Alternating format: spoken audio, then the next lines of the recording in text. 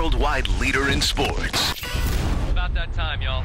This is the Scott Van Pelt Show on ESPN Radio and ESPNradio.com. Well, the visiting locker room at Lambeau, been in it a couple of times doing photo shoots or something. Thought it was pretty nice. Never thought, being in there that I'd be dressed in there at some point.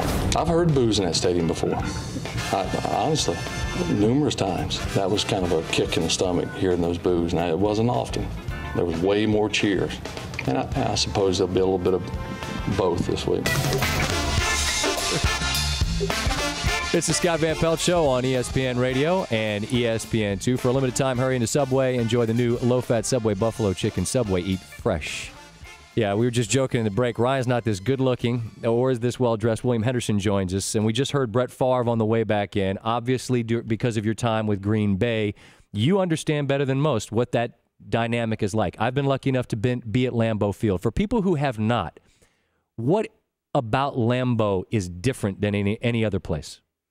When you fly into the city, when you fly into Green Bay, you automatically know that there's a difference between that city, that football dynamic, and any other professional sports arena. You come into a city, into a small little rural airport. Mm-hmm. You can literally drive from the airport to the stadium, even game day, within 10 minutes. Yep. The biggest building in town is Lambeau Field. And you literally drive through a neighborhood in order to get to the city, to the stadium. Yep. It is a special place because people think that really is there's no other infrastructure, there's no other reason to live in Wisconsin and Green Bay except for to be around the Packer organization. But it's a thriving community, a very genuine community, and that organization is placed in the heart of that community, and they just love it. Yeah. They love it to a level that, again, it can only be compared to that special high school rivalry or that special college rivalry. It is truly a college town in a community. All right, Brett Favre comes out of the tunnel on Sunday. It's been talked about ad nauseum, but you know what it's like to come out of the tunnel with him where he's wearing a green number 4. Sunday, it's a purple number 4. What type of reaction do you feel like he ought to get? I'm fortunate. I will be at the game. Okay. And I may be leading the group. I mean, Brett will always and forever be, and I know he knows this. He will always be forever a friend off the field and a teammate forever, as long as he wore the green and gold.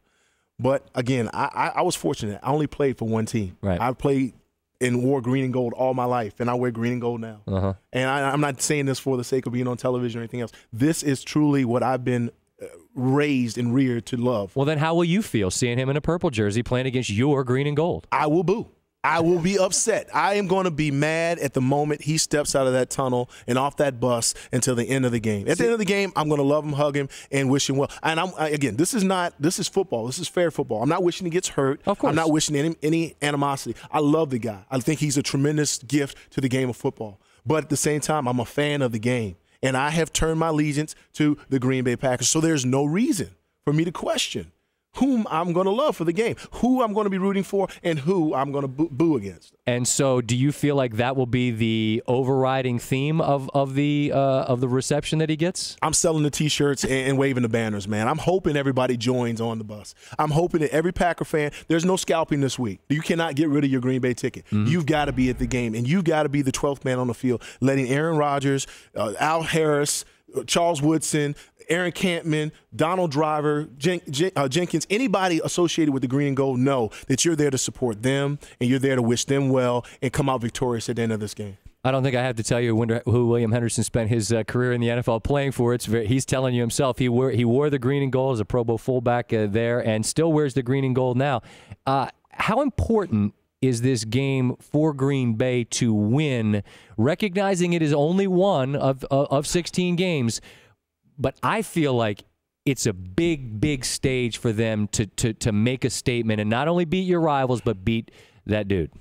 It's an unbelievable statement. It's at home, and you never want – and we've been – again, when I was a part of the organization, we were told games at home are sacred. That's hallowed ground. You want to make sure that you respect that home field versus any other field you get a chance to play on, and you win every possibility at home, establishing that stadium as the place nobody wants to come because, again, 12th man on the field will create the distraction, and the team will come to play.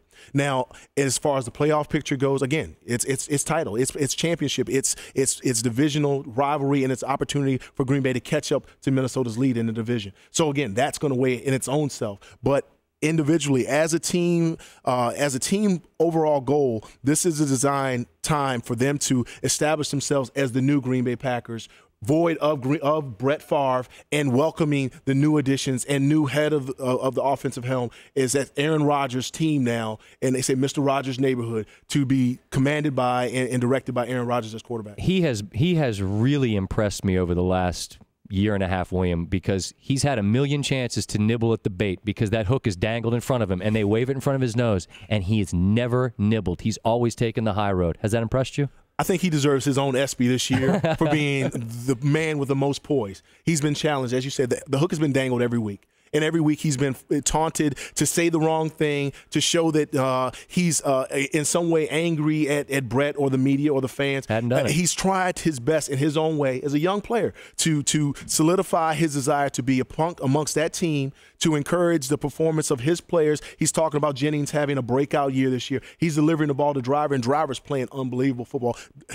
Props and kudos to Donald Driver, but he's also being rallied around by his defense, and Charles Woodson and those boys are giving the ball back to him as much and as often as possible to give him more opportunities with that offensive drive to put points on the board. And having played in the league as long as you have, you know that the ultimate way that you can make a statement is to go out there and lay it on them on the football field. And I think for the folks listening and watching at home, it's fairly evident that you've done a little bit of this. Maybe we'll see you come back up and spend some time with us at the Worldwide Leader. I mean, we got a big team, but we can always make a roster addition. If you got a spot for me, I'd come back and we could talk about anything football-wise, and we can talk about real-life issues too. But again, I love the game, and I'm just hoping everybody learns to appreciate the game of football, and that Packer football is an unbelievable football. William Henderson, thanks so much for your time and your perspective on things. Coming up Sunday, it's Favre, it's the Vikings, it's the Packers. You know what's going on with that. Coming up next is the one big thing about a controversy over a T-shirt. Really? That's next. It's ESPN Radio and ESPN 2.